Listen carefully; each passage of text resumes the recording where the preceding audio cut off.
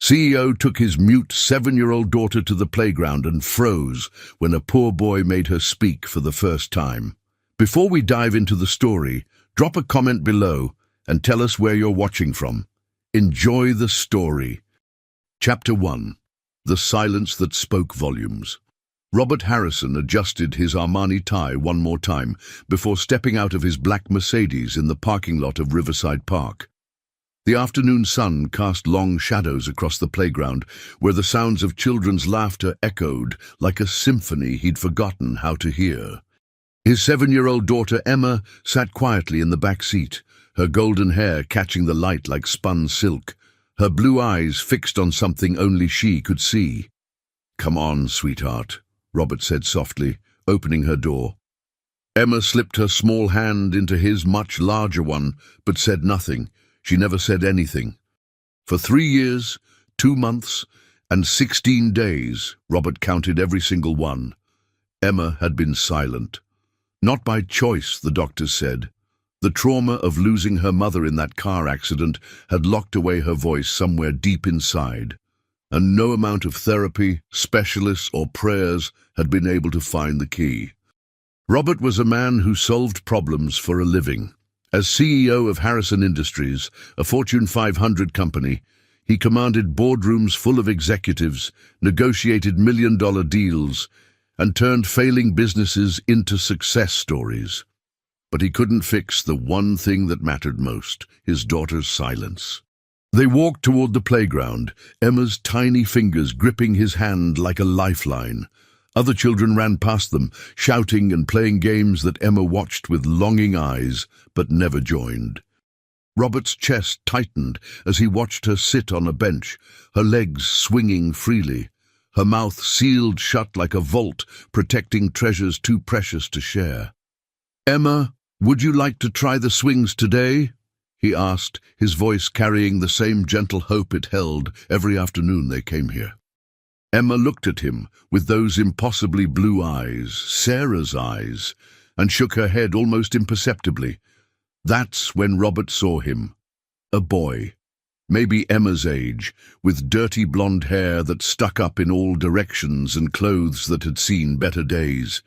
His sneakers had holes in them, and his t-shirt was 2 sizes too big, probably a hand-me-down. But his smile could have powered the entire city. The boy was building something in the sandbox, his tongue poking out in concentration as he shaped the sand with his bare hands. Other children played around him, but he seemed content in his own world, creating what looked like an elaborate castle, complete with towers and moats. Emma stood up from the bench suddenly, her movement so quick it startled Robert. She walked toward the sandbox with purpose, something he hadn't seen in her for 3 years. Robert followed at a distance, his heart hammering against his ribs.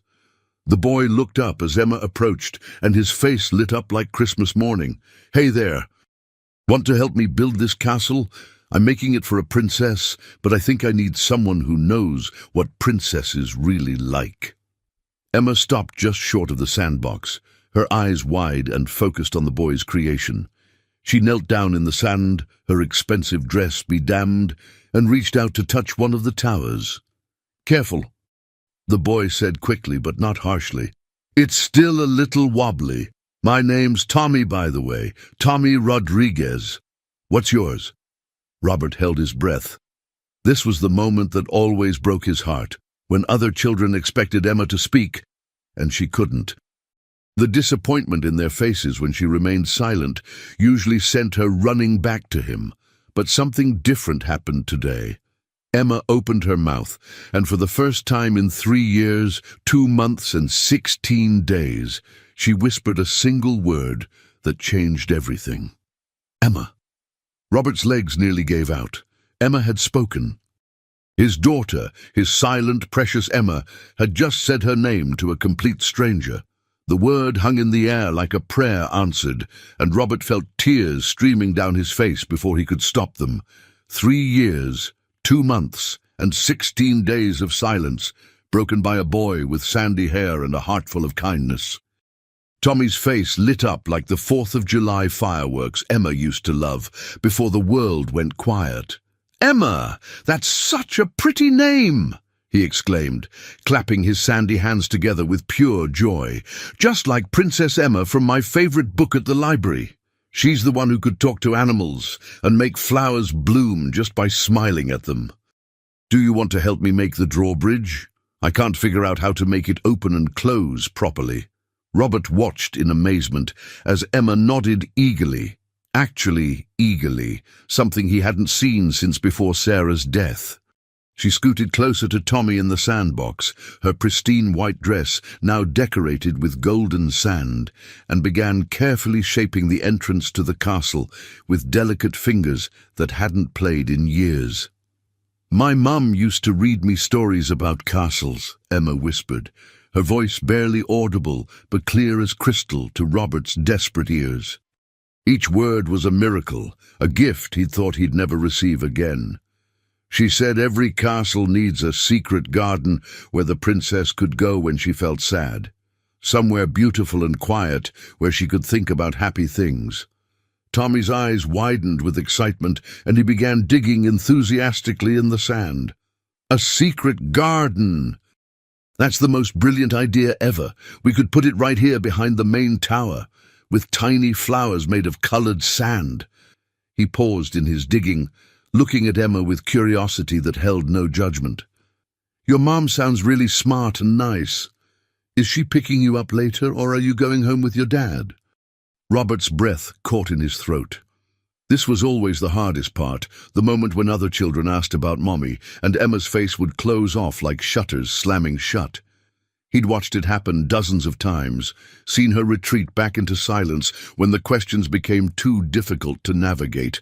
But today felt different. Today, Emma's hands stilled in the sand, but she didn't run. She didn't shut down. Instead, she looked directly at Tommy with those impossibly blue eyes, Sarah's eyes, and spoke with a steadiness that broke and mended Robert's heart simultaneously. "Mommy's in heaven now," she said simply, her voice carrying a grace that seemed far beyond her 7 years. "She watches me from the stars every night. Daddy showed me which one is hers. It's the brightest one right above our house." Tommy stopped digging completely and looked at Emma with an understanding far beyond his 7 years.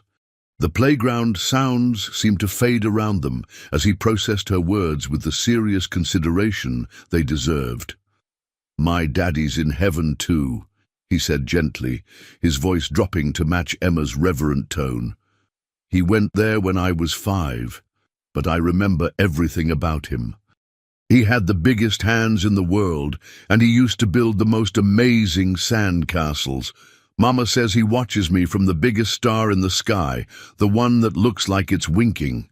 She says he sends me good dreams sometimes, especially when I'm scared or lonely." Robert felt his heart expand and break simultaneously. These two children, both touched by loss at such tender ages, had found each other in a sandbox and were sharing their deepest pain with the innocent honesty only children possessed. They spoke of death and heaven with the matter-of-fact acceptance that came from being forced to grow up too fast. "Maybe they're friends up there," Emma suggested, and for the first time in over 3 years, a genuine smile tugged at the corners of her mouth. Not the polite, practiced smile she'd learned to wear for doctors and therapists, but a real, spontaneous expression of hope. "I bet they are," Tommy agreed, his own smile matching hers. "And I bet they're really happy we're friends down here. Maybe they even helped us find each other today." As the afternoon sun began to set, casting the playground in golden hues that made everything look magical, Robert realized something profound was happening. His daughter wasn't just speaking, she was healing. The locked-away part of her soul was opening like a flower reaching towards sunlight, and it was all because of a boy with holes in his shoes and a heart bigger than the sky.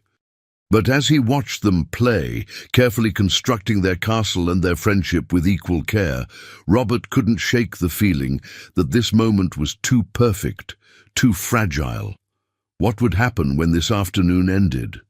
What would happen tomorrow or next week? Could something so beautiful really last? "Daddy, Can Tommy come to our house? Emma asked as they walked back to the Mercedes, her small hand still clutching Robert's, but now with excited energy instead of the desperate need he'd grown accustomed to. Her voice carried a lightness he'd forgotten existed. Robert glanced back at the sandbox, where Tommy was carefully dismantling their castle, saving the sand for tomorrow's children with the kind of thoughtfulness that spoke to his character. The boy looked up and waved enthusiastically at Emma, his gap-toothed grin infectious and pure, the kind of smile that could light up the darkest room. "We'll see, sweetheart," Robert said, though his mind was already racing with questions and concerns. Who was this child? Where were his parents? Why was he alone at the park? And more importantly, what would happen to Emma's newfound voice if this friendship couldn't continue? "Tommy!" Robert called out, his CEO instincts kicking in as he approached the boy. "Is someone coming to pick you up? It's getting pretty late." The boy bounded over with boundless energy, sand still clinging to his worn clothes and his hair sticking up in all directions. "Oh, I walk home." "It's not far at all, just past the old brewery on Maple Street and around the corner from the laundromat with the flickering neon sign. Mama works at Danny's Diner until 8 o'clock, so I come here most days after school. Sometimes I go to the library first, but the park is my favorite place because you can build things and use your imagination." Robert's blood ran cold. Maple Street was in one of the roughest neighborhoods in the city, a place where even police patrolled in pairs. The idea of a 7-year-old walking alone through those streets every afternoon was unthinkable, the kind of thing that kept parents awake at night with worry. "How long have you been walking by yourself?" Robert asked, trying to keep his voice casual, while his mind calculated all the dangers a child could face in that area. Tommy shrugged, with the nonchalance of someone too young to fully understand the risks he faced daily. "Since school started in September. Mama says I'm responsible enough now that I'm 7 3/4. Besides, Mrs. Garcia next door watches for me from her window, and Mr. Pete at the corner store always waves and sometimes gives me a free piece of candy if I help him carry groceries for the old ladies." Emma tugged insistently on Robert's sleeve, her eyes bright with an idea. "Daddy, can we give Tommy a ride home, please? It's getting dark, and he shouldn't walk alone when it's dark." Robert looked at his daughter's pleading eyes, the same eyes that had been empty and lifeless for so long, and knew he couldn't refuse her first real request in years. The protective instincts he felt for Emma extended naturally to this remarkable boy who had given her back her voice. "Of course, Tommy. Would you like a ride home? We'd be happy to take you." The car ride was a revelation that changed everything Robert thought he knew about childhood resilience. Tommy chattered non-stop about school, his favorite teacher, Mrs. Patterson, who let him help with story time, his mother's famous tamales that all the neighbors begged for, and his enormous dream of becoming an astronaut so he could visit his father among the stars. Emma hung on every word, occasionally adding her own soft comments, each one a miracle to Robert's ears. "Do you really want to go to space?" she asked. "That sounds scary." "Not scary," Tommy corrected gently. "Amazing. Think about it, Emma. You could see the whole world from up there, and all the problems that seem so big down here would look tiny. Plus, I bet the view of heaven is much better from space." Doom! When they pulled up to a small weathered apartment building on Maple Street, Robert's heart sank. Paint peeled from the walls like old skin. The front steps looked ready to collapse under the slightest weight, and several windows were covered with cardboard instead of glass. This was poverty in its rawest, most unforgiving form. "Thanks for the ride, Mr." Tommy paused, realizing he didn't know Robert's last name, despite their afternoon together. "Harrison," Robert replied, watching the boy's face carefully. "Robert Harrison." Tommy's eyes widened with recognition and genuine excitement. "Like Harrison Industries. The big building downtown with all the shiny windows that reflects the clouds. Mama cleans offices there sometimes on weekends when they need extra help. Robert nodded, surprised the boy not only knew his company, but spoke about it with such enthusiasm. Mama always says the people who work there must be really important because everything is so clean and fancy. Tommy beamed with innocent pride. That's so cool. Emma, your dad must be like a superhero in a suit. As Tommy disappeared into the building, waving enthusiastically until the last possible second, Robert realized something deeply troubling. Emma had found her voice again, but at what cost? Tommy lived in a world Robert barely understood, a world of struggle and uncertainty that was as foreign to him as another planet. What happened when two worlds this different collided? And more importantly, what happened to Emma if those worlds couldn't find a way to coexist? The next morning, Robert found Emma sitting by her bedroom window in the reading nook Sarah had created years ago, fully dressed in her favorite blue dress and staring intently at the digital clock on her nightstand. Sunlight streamed through the gauze curtains, illuminating her golden hair like a halo. It's only 7:30, sweetheart. We don't need to leave for the park until 3, he said gently, settling beside her on the window seat that had been Emma's favorite spot before the world went silent. Can we go earlier today? Emma asked, her voice clearer and stronger than it had been yesterday, each word more confident than the last. Tommy said he might go to the library before the park today. He's going to read stories to the little kids, and I want to see what books he likes. Maybe I could help him. Robert's heart swelled with joy and worry in equal measure. Emma was speaking in full sentences, showing enthusiasm for activities beyond their quiet, carefully controlled routine, all positive signs that filled him with hope. But her entire emotional recovery seemed hinged on one little boy she'd known for less than 24 hours, and that dependence terrified him. Emma, honey, we need to talk about Tommy, Robert began carefully, choosing his words like stepping stones across a dangerous river. He's a wonderful boy, and I'm so happy you've become friends, but he's my best friend, Emma interrupted with a firmness that surprised Robert completely. He understands about missing people and having holes in your heart that hurt sometimes, and he makes me want to talk again, Daddy. When I'm with him, the words don't feel stuck anymore. The simplicity and honesty of her statement hit Robert like a physical blow. Tommy made her want to talk again. 3 years of the best therapist money could buy, countless sessions with child psychologists, specialists flown in from around the world. None of it had accomplished what one afternoon with a boy from Maple Street had achieved. That afternoon, they found Tommy at the public library, exactly where he'd said he would be, and the sight that greeted them took Robert's breath away. Tommy sat in the children's section, surrounded by a diverse group of younger kids who watched him with rapt attention as he brought a story to life with animated voices and expressive gestures. And then the dragon realized that he wasn't scary at all. He was just lonely and misunderstood, Tommy was saying, his voice animated and engaging, his whole body moving as he acted out the story. Nobody had ever asked him why he breathed fire. They just ran away screaming. So when the princess finally sat down and asked him about his feelings, he started crying tears of joy instead of breathing fire.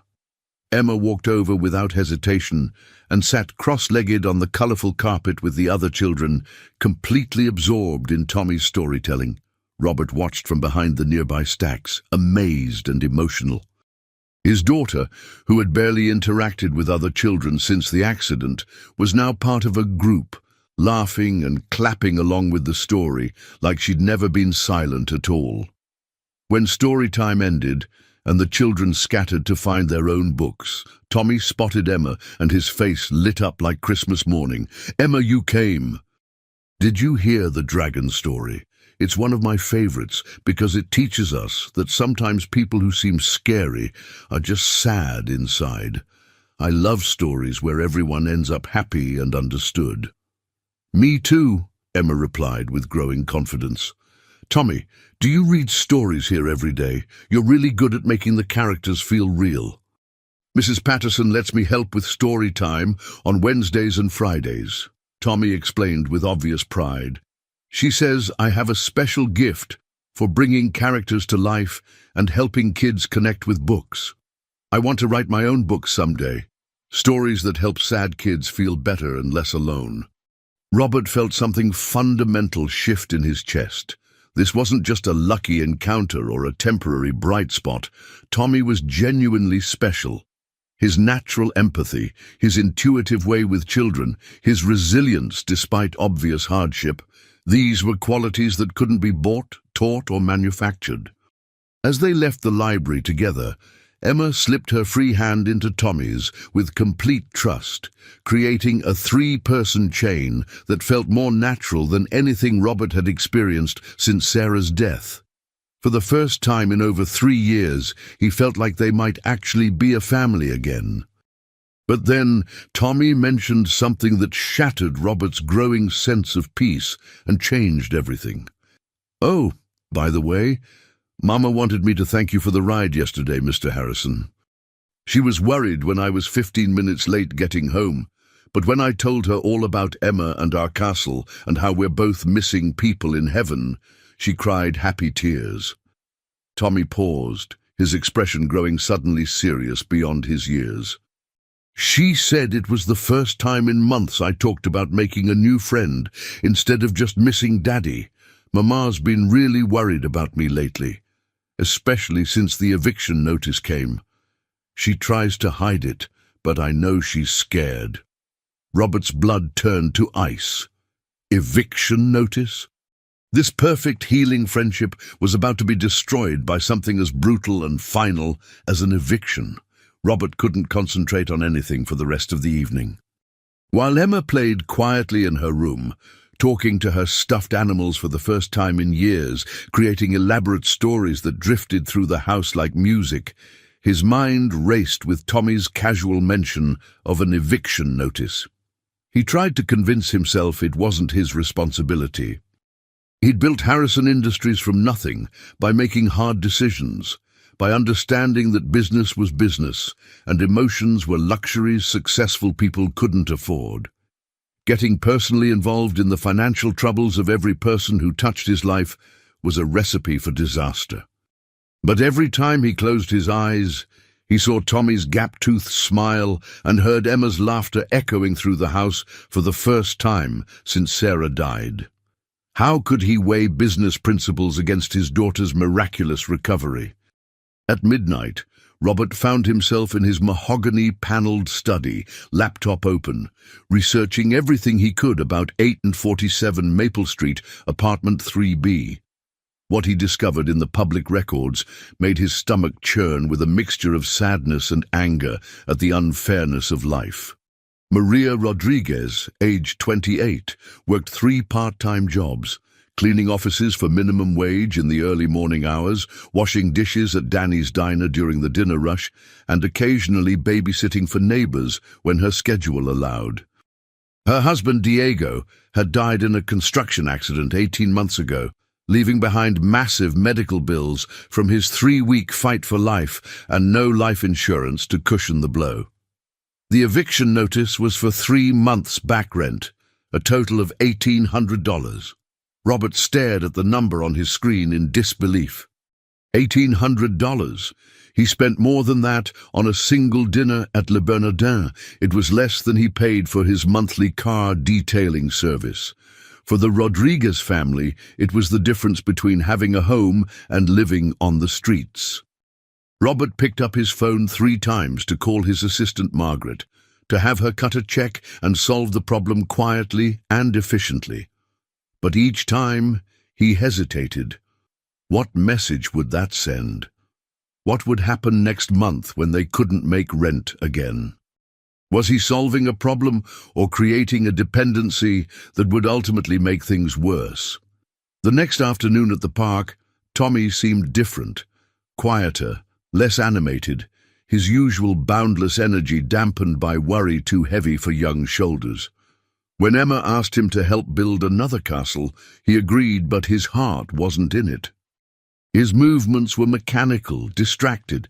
"Tommy, is everything okay?" Emma asked, with the intuitive concern that seemed to be her superpower.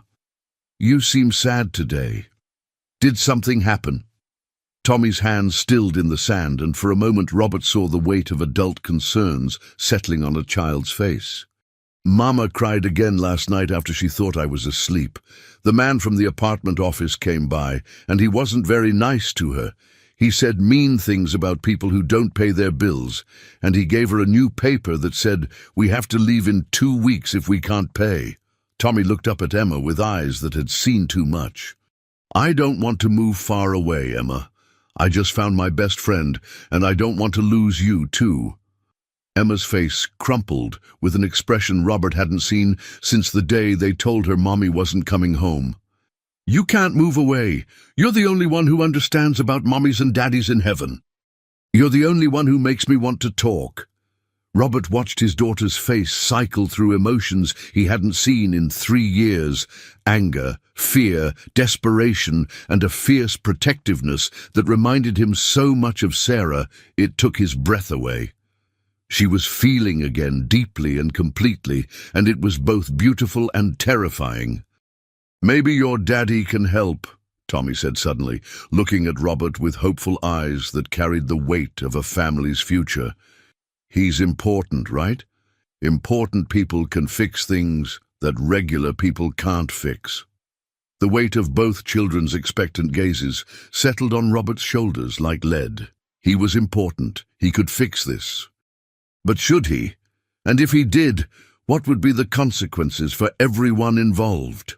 "I'll see what I can do," Robert heard himself saying, though his mind was screaming warnings about boundaries and complications and the dangerous territory of mixing business with personal feelings.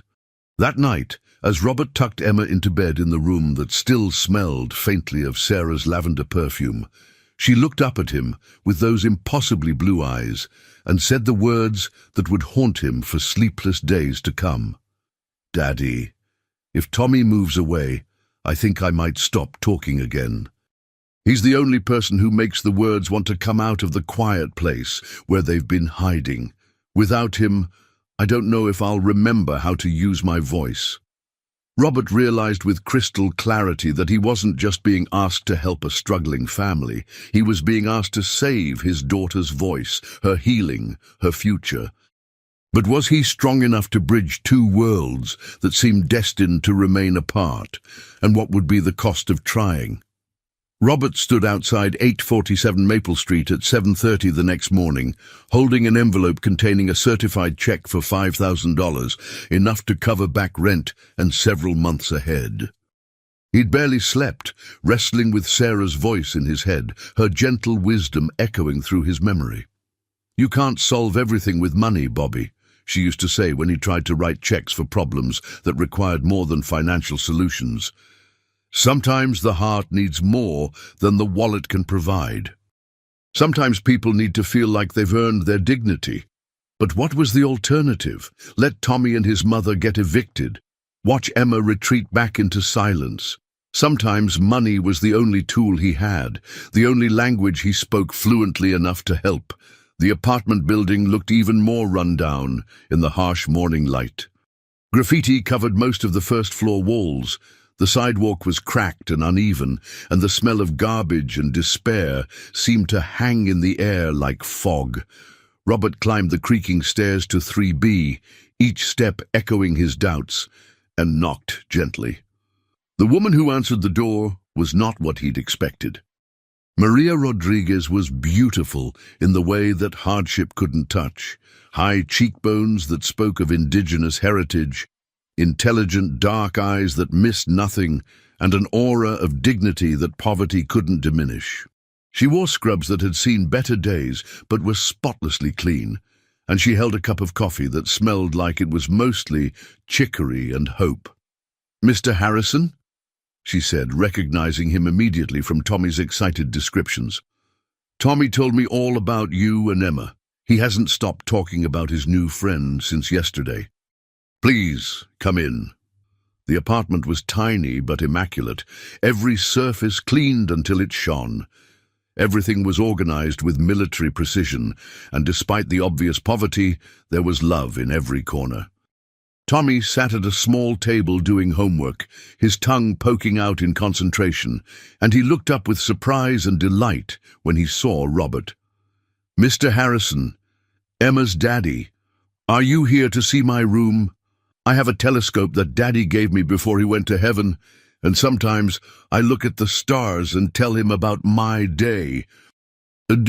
Tommy, finish your math homework, mijo," Maria said gently, her voice carrying the authority of a mother who was also her child's anchor. She turned to Robert with curious eyes. "I'm sorry our place is so small. Can I offer you some coffee? It's not fancy, but it's strong." Robert looked around the humble space, at the carefully mended furniture, the hand-drawn pictures covering the refrigerator, the nursing textbooks stacked on every available surface. This wasn't just poverty. This was someone fighting tooth and nail to build a better life against impossible odds. "Mrs. Rodriguez," Robert began, pulling out the envelope with hands that weren't quite steady, "I want to help with your rent situation. Tommy and Emma have become very close, and I understand you're facing some difficulties. Consider this a gift." "No." Maria's voice was firm but not unkind, and her refusal hit Robert like a physical blow. "I appreciate the gesture more than you know, Mr. Harrison, but I don't take charity, not even from someone with the kindest intentions." Robert blinked, stunned into silence. In his world, everyone took money if you offered enough. Everyone had a price, a number that would solve their problems and make them grateful. This was foreign territory. "Mrs. Rodriguez, please. I understand your pride, but Tommy and Emma—" "And that's beautiful," Maria interrupted with gentle steel. "My son hasn't smiled like this since his father died, and from what Tommy tells me, Emma is finding her voice again. But money doesn't buy friendship, Mr. Harrison. It complicates it, creates imbalances that children shouldn't have to navigate." "Then what can I do?" Robert asked, genuinely confused and feeling helpless in a way that was completely unfamiliar. "I can't just watch you get evicted when I have the power to prevent it." Maria studied him for a long moment, her intelligent eyes seeming to see straight through to his soul. When she spoke, her words would change everything. "You want to help? Give me a job. A real job with benefits and a future. I'm 2 semesters away from finishing my nursing degree, but I can't afford to continue. Help me build something lasting, not just pay for a temporary fix that solves nothing." Tommy looked up from his homework, his young face bright with understanding that amazed Robert. "Mama's really smart, Mr. Harrison. She's going to be the best nurse ever and help sick people feel better. Just like Emma helped me feel better about missing Daddy, and I helped her find her voice again. It's like a circle of helping." Robert stared at this remarkable woman and her extraordinary son, realizing he'd completely misunderstood everything about their situation. This wasn't about charity. It was about opportunity, dignity, and the chance to build something meaningful. But first, he needed to know something that Tommy had just revealed with casual wisdom. Exactly how much did this 7-year-old boy understand about loss, healing, and the miraculous power of human connection to transform lives? 3 days later, Robert sat across from Maria Rodriguez in his executive conference room on the 42nd floor of Harrison Industries. The contrast was stark. Maria in her best dress, which was still clearly second-hand, surrounded by Italian leather chairs and floor-to-ceiling windows that offered a view of the entire city. "I've spoken with our human resources department," Robert began, sliding a folder across the mahogany table. "We have an opening in our corporate wellness program.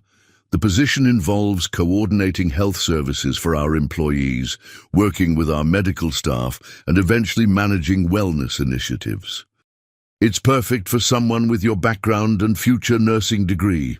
Maria opened the folder, her eyes widening as she read the salary figure. "Mr. Harrison, this is more than I make in 6 months at my 3 jobs combined." "There's more," Robert continued, feeling a strange mix of nervousness and excitement.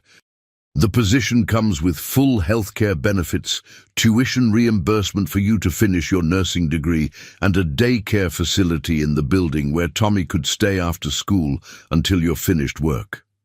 For the first time since he'd met her, Maria Rodriguez looked genuinely stunned. She stared at the papers for a long moment, then looked up at Robert with eyes that glistened with unshed tears. "Why?" she asked simply. "This is incredibly generous, but why are you doing this? This goes far beyond helping with friendship between our children." Robert had asked himself the same question 100 times over the past 3 days. The answer had crystallized slowly, painfully, like a truth he'd been avoiding since Sarah's death. "Because Emma hasn't just found her voice again," he said quietly. "She's found her light. And Tommy has something special, something that can't be taught or bought. He has the ability to heal people just by being himself. I've seen what he's done for Emma, what he does with those children at the library. That's not just friendship, that's a gift." Maria's hand trembled slightly as she turned the page. "The position would start immediately. Tomorrow, if you can manage it. We'll provide temporary housing assistance while you transition, and—" "No."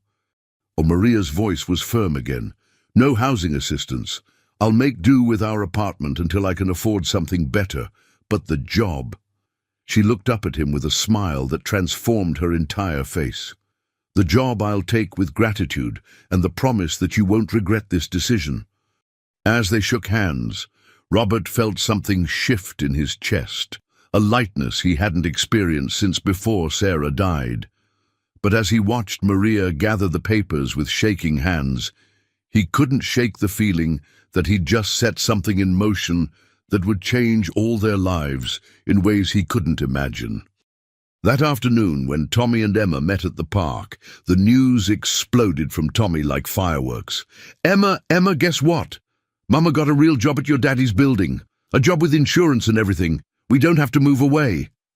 He spun around in the sandbox, arms outstretched, sand flying everywhere. Emma's face lit up with pure joy. "Really, really, truly, you get to stay. Forever and ever," Tommy declared. "And the best part is, there's a place for kids in the building, so I can be close to Mama while she works, and maybe sometimes we can see each other during the day." Robert watched their celebration with a warmth in his chest that felt foreign and wonderful. But as other parents at the playground began to notice their interaction, a clearly wealthy man watching his daughter play with a boy from the wrong side of town, he started to understand that their problems were just beginning. The whispers started immediately. "Isn't that Robert Harrison? What is he doing here? That boy's clothes look like they came from Goodwill. How odd to see them together." For the first time, Robert realized that bridging 2 worlds wasn't just about money or jobs. It was about confronting a society that preferred its classes separate and its charity invisible. But as he watched Emma and Tommy build their latest sand creation, a house with windows facing the sky so they could wave to their parents in heaven, Robert knew there was no turning back. He'd committed to this path, and wherever it led, they would walk it together.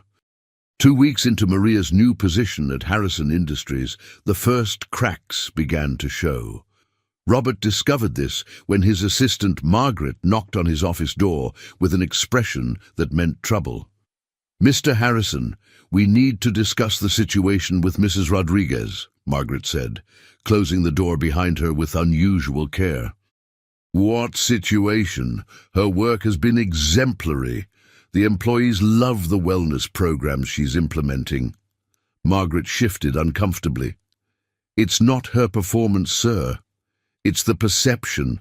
Several board members have expressed concerns about your personal involvement in her hiring.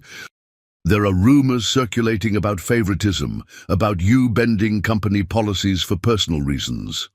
Robert felt his jaw tighten. Maria Rodriguez was hired based on her qualifications and our genuine need for someone with her skills. The fact that our children are friends is irrelevant. Is it? Margaret asked gently. Sir, I've worked for you for 8 years. I've never seen you personally interview a candidate for a mid-level position, let alone someone without a completed degree. People are talking. Before Robert could respond, his phone rang. Emma's school. Mr. Harrison, this is Principal Stevens. Could you come in this afternoon? There's been an incident with Emma.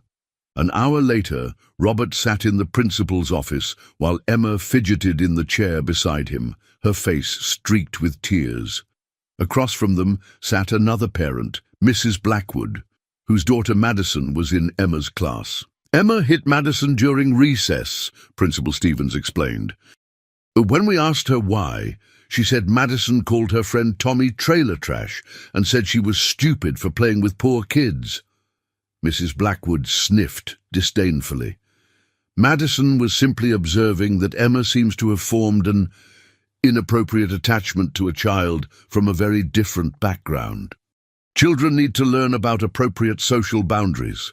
Robert felt rage bubble up in his chest, but before he could speak, Emma's small voice cut through the tension.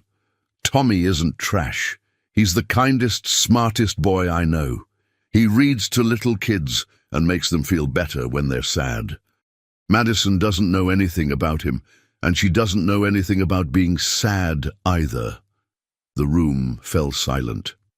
Emma had just spoken more words in defense of her friend than she'd spoken to anyone at school in 3 years.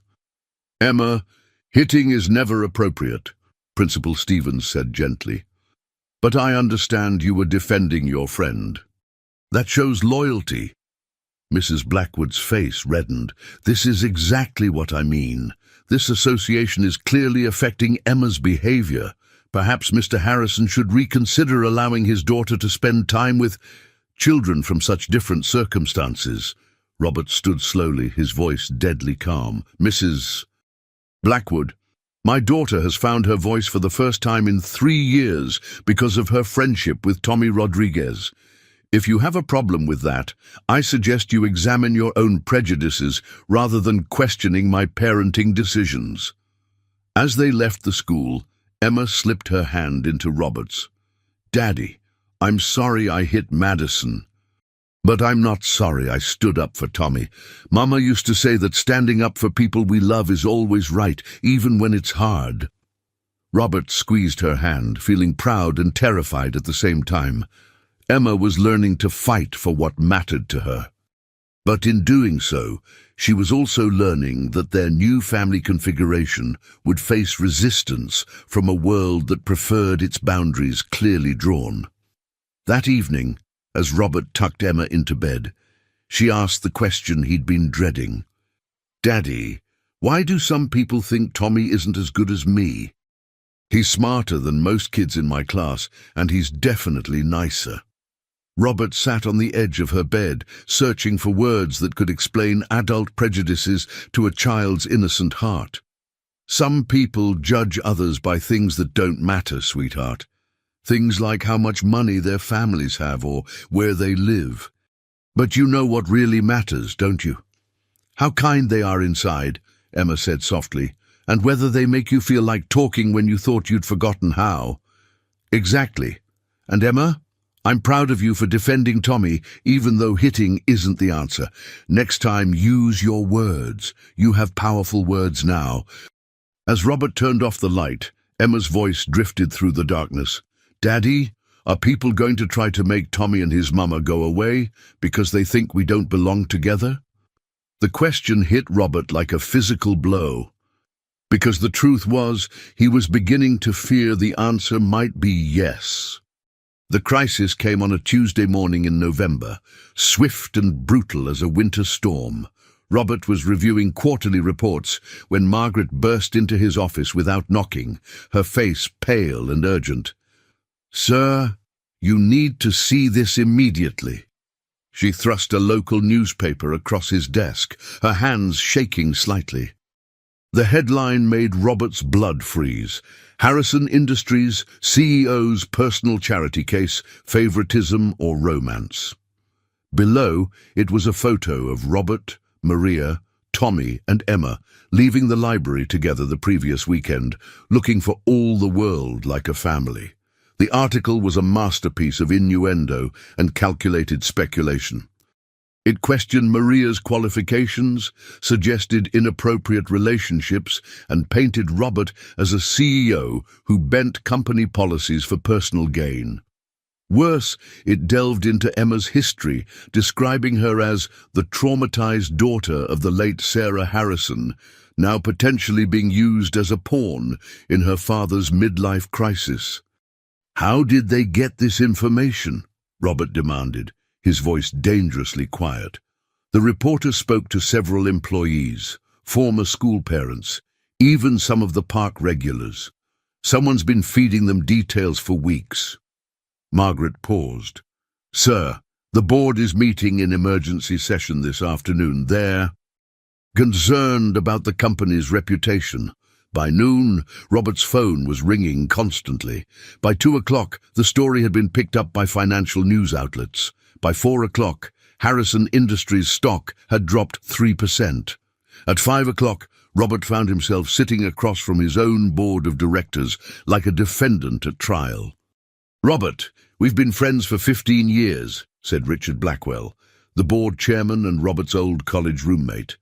But this situation has become untenable. The appearance of impropriety is damaging our corporate reputation." "There is no impropriety," Robert said firmly.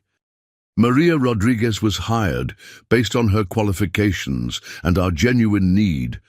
A woman with an incomplete degree and no corporate experience, hired at a salary 30% above industry standard, whose son happens to be your daughter's best friend." Board member Patricia Wells shook her head.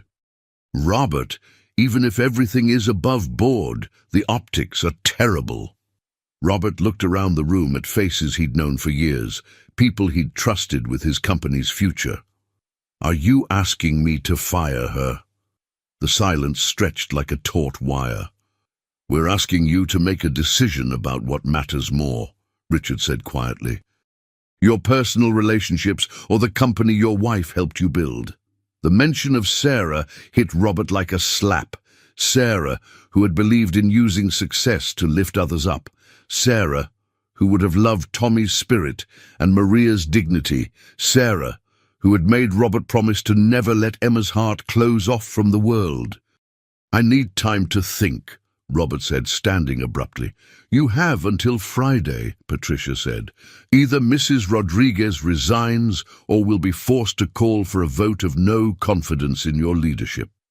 That evening, Robert sat in his study with a glass of bourbon he couldn't taste, staring at a photo of Sarah holding baby Emma. What would Sarah do? What would she say about a world that punished kindness and demanded he choose between his daughter's healing and his company's reputation? His phone buzzed. A text from Maria. "Mr. Harrison, I've seen the news. I'll submit my resignation tomorrow. Thank you for the opportunity. Tommy and I will be fine." Before Robert could respond, Emma appeared in the doorway in her pajamas, her face streaked with tears. "Daddy," Tommy called. "He said his mama has to quit her job because people are saying mean things about us being friends. He said maybe we shouldn't see each other anymore because we're causing too much trouble." Robert's heart shattered as he looked at his daughter's devastated face. She'd found her voice, her joy, her best friend, and now adult prejudices threatened to take it all away. "Is that true, Daddy? Do we have to stop being Tommy's family because people don't like us together?" Robert realized that this moment would define not just his future, but Emma's understanding of whether love and loyalty mattered more than public opinion and financial success. His answer would change everything. Robert didn't sleep that night. By dawn, he'd made a decision that would either save his family or destroy everything he'd built. He called Margaret at 6 a.m. "Cancel all my meetings today and call an emergency press conference for 2 o'clock this afternoon. Sir, The board specifically advised against... Margaret, I'm not asking for advice. I'm telling you what we're going to do. At 7 a.m., Robert knocked on Maria's apartment door. She answered, still in her pajamas, her eyes red from crying. Mr. Harrison, I meant what I said. I'll resign today. I won't let Tommy and Emma suffer because adults can't handle their friendship. May I come in? We need to talk. In the small living room, Tommy sat at the kitchen table, pushing cereal around his bowl, his usual brightness dimmed. When he saw Robert, he managed a brave smile. Hi, Mr. Harrison. I told Emma she shouldn't be sad about Mama's job. We'll be okay. We're always okay. The child's resilience in the face of adult cruelty broke something in Robert's chest. Tommy, what if I told you that your mama doesn't have to quit? What if I told you that sometimes adults need to stand up to bullies, just like kids do? Tommy's eyes widened. You mean like when Emma hit Madison for saying mean things about me? Exactly like that, except instead of hitting, I'm going to use my words, very public words. Maria stared at him. Mr. Harrison, you can't risk your company for us. It's not worth it. You're wrong, Robert said quietly. You and Tommy have given me my daughter back. You've shown me what matters. And if my company can't survive me doing the right thing, then maybe it's not the company Sarah and I dreamed of building. At 2 o'clock that afternoon, Robert stood before a room full of reporters, cameras, and skeptical faces. Behind him, a large screen displayed the Harrison Industries logo and mission statement. Building communities, strengthening families, creating opportunities. Good afternoon. I'm here to address recent speculation about my company's hiring practices and my personal relationships. Robert's voice was steady, controlled. 3 months ago, my 7-year-old daughter Emma spoke her first words in over 3 years. She had been silent since losing her mother in a car accident, despite the efforts of the finest specialists money could hire. A murmur went through the crowd. This wasn't what they'd expected. Emma found her voice again because of her friendship with 7-year-old Tommy Rodriguez, a remarkable child who understood loss, who showed kindness without expectation of reward, and who possessed a natural gift for healing broken hearts. Tommy's mother, Maria Rodriguez, is pursuing a nursing degree while working 3 jobs to support her son after losing her husband in a workplace accident. Robert paused, looking directly into the cameras. When I learned that the Rodriguez family faced eviction, I was presented with a choice. I could write a check and feel good about my charity, or I could create an opportunity for a hard-working woman to build a better future for herself and her son. I chose opportunity. I chose to offer Maria Rodriguez a position with our company, a position for which she is uniquely qualified, having overcome adversity while maintaining her dignity, her work ethic, and her commitment to helping others. The room was completely silent now. Harrison Industries has always stood for the principle that success means nothing if it doesn't lift others up. Today, I reaffirm that commitment. Maria Rodriguez was hired not because our children are friends, but because she embodies the values this company was built on. Any board member who can't support that decision is welcome to resign. Robert stepped closer to the microphones, his voice gaining strength. I will not apologize for my daughter finding her voice. I will not apologize for recognizing talent, regardless of someone's zip code. And I will not apologize for believing that in America, friendship between children should be celebrated, not scrutinized. As Robert left the podium, reporters shouted questions, but he ignored them all. He had said what needed to be said. Now he had to live with the consequences. His phone was ringing before he reached his car. Richard Blackwell's name flashed on the screen. Robert, what the hell do you think you just did? I told the truth, Richard. Something we seem to have forgotten how to do. The board is meeting tonight. This stunt of yours won't be necessary, Robert interrupted. because I just remembered something important.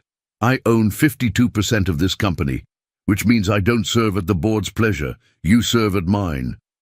The silence on the other end was deafening. "Now, if you'll excuse me, I need to go pick up my daughter from school. She's probably wondering if her friendship is about to destroy everything she cares about. And I get to tell her that some things are worth fighting for." As Robert hung up, he realized that for the first time since Sarah's death, he felt like the man she'd married, the man who believed that doing right mattered more than being comfortable.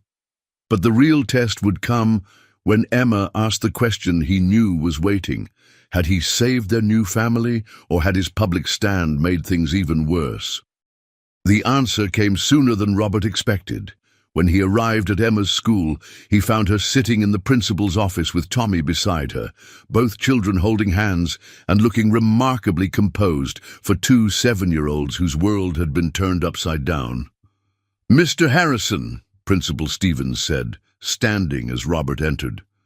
"I called because the children insisted on being together today, and given the circumstances, we thought it best to keep them in the office where they'd be safe from media attention."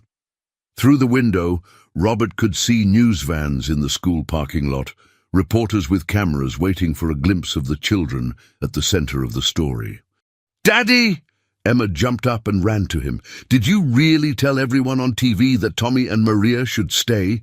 Did you really say friendship is more important than mean people's opinions?" "I did, sweetheart.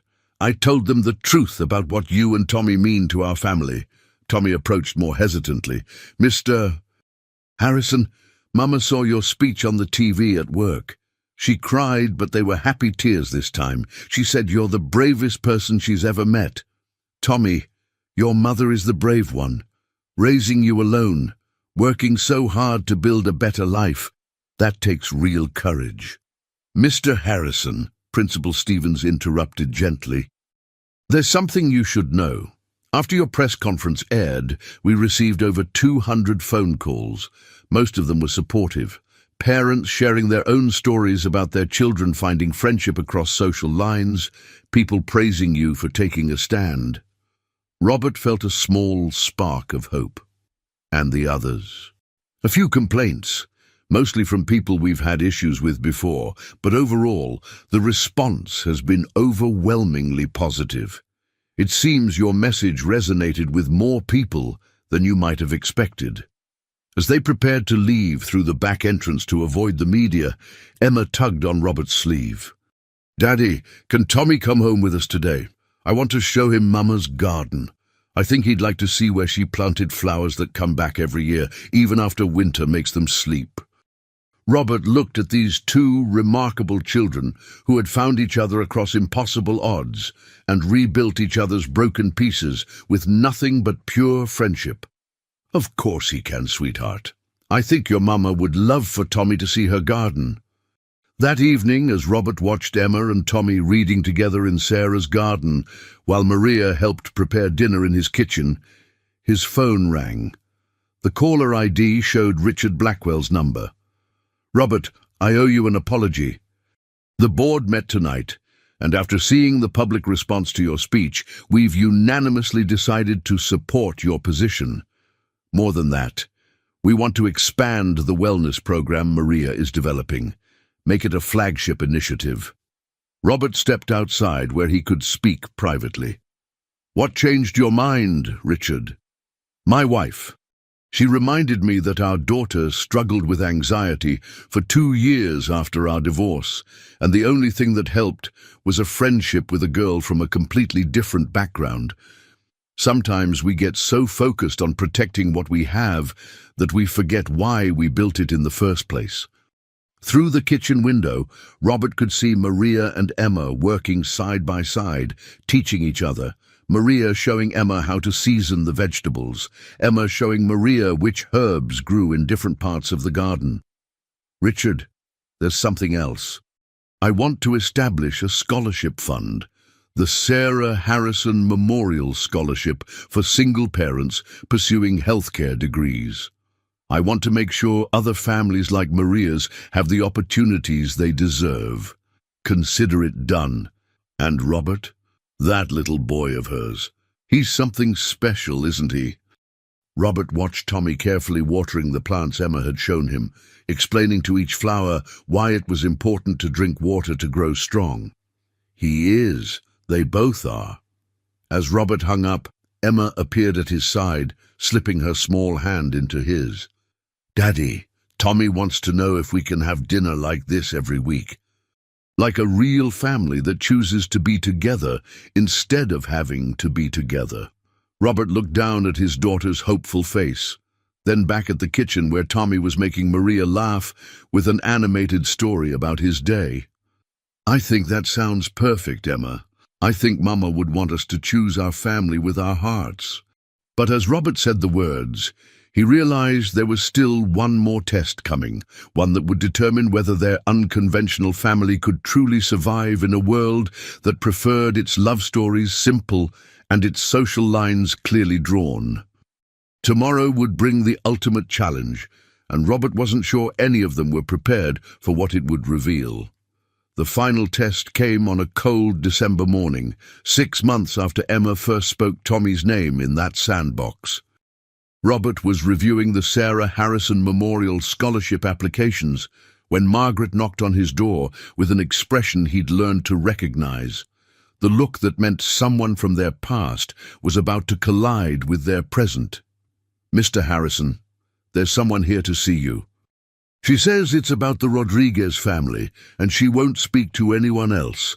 Her name is Dr. Elena Martinez, and she seems upset."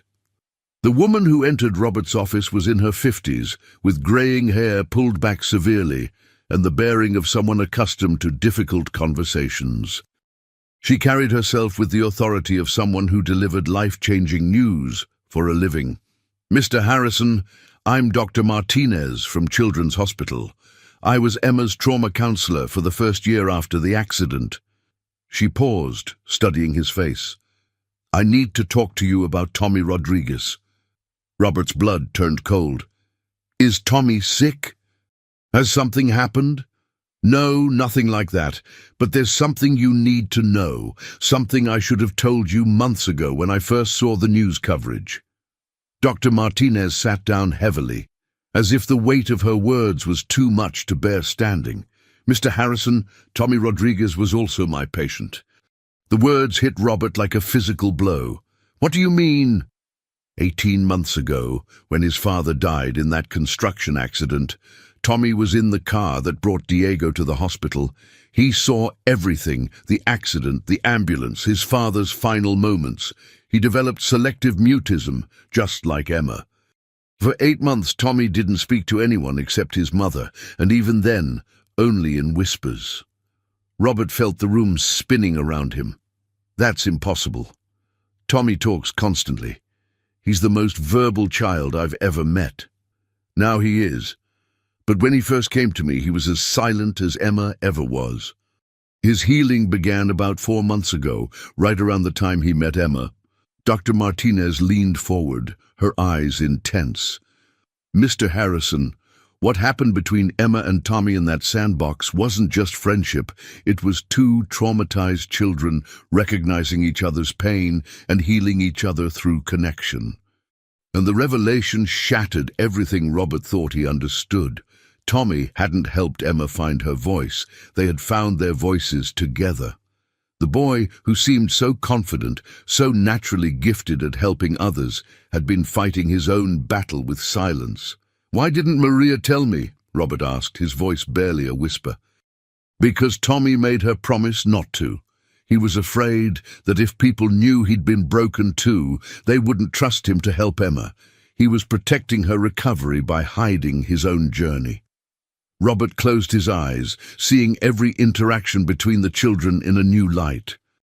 Tommy's wisdom about missing parents, his instinctive understanding of Emma's silence, his natural ability to connect with hurting children, it all made perfect, heartbreaking sense.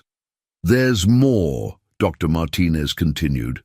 "The day of Diego's accident, He was working on a construction project for Harrison Industries. The building site where he died was the foundation for your new corporate headquarters. Robert's world tilted on its axis.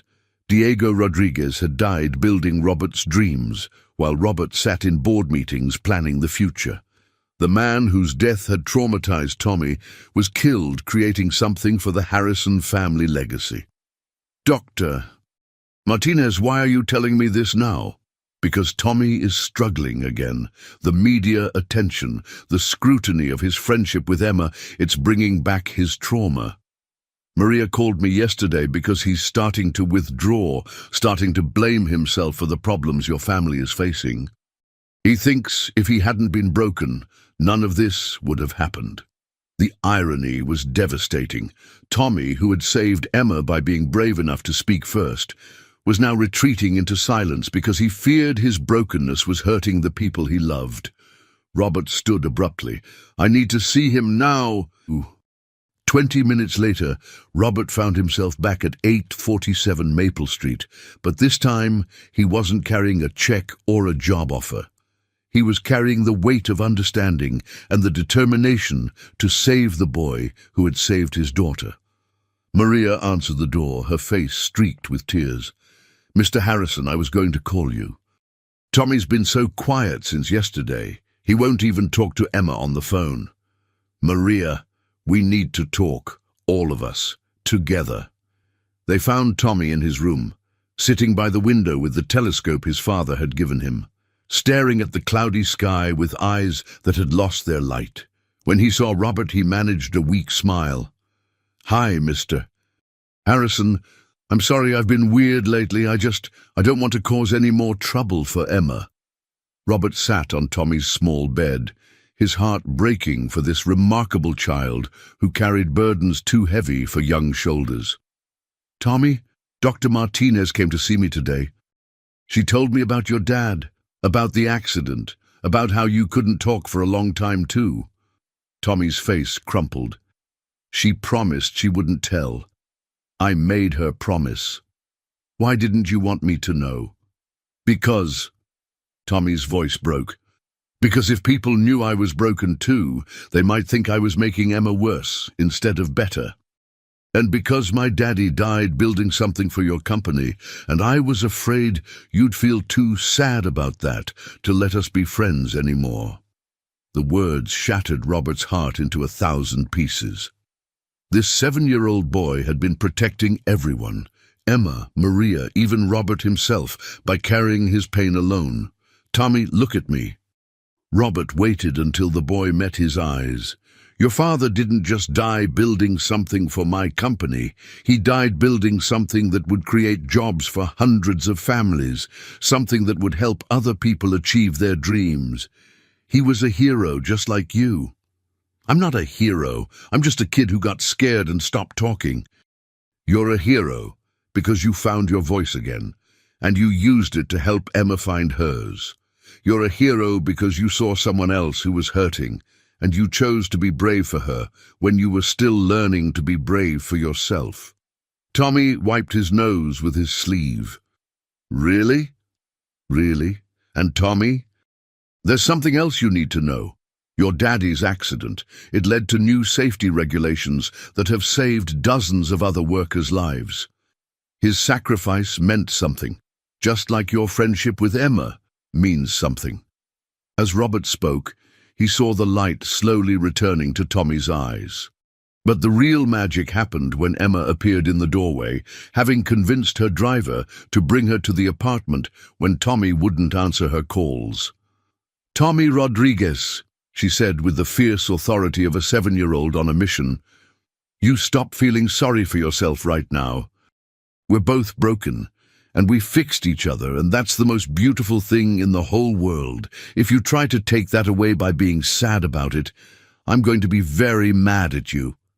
Tommy stared at her for a moment, then burst into laughter.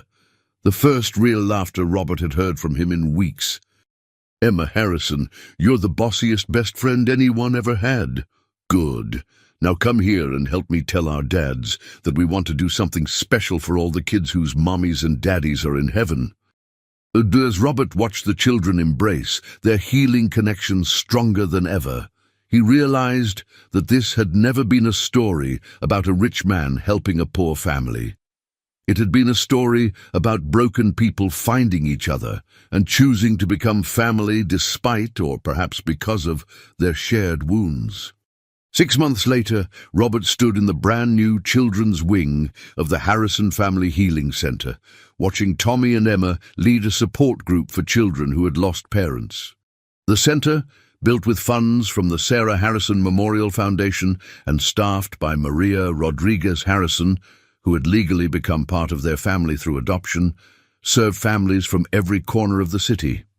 The thing about missing someone, Tommy was telling a roomful of children, is that it never stops hurting completely. But it can start hurting less when you find other people who understand.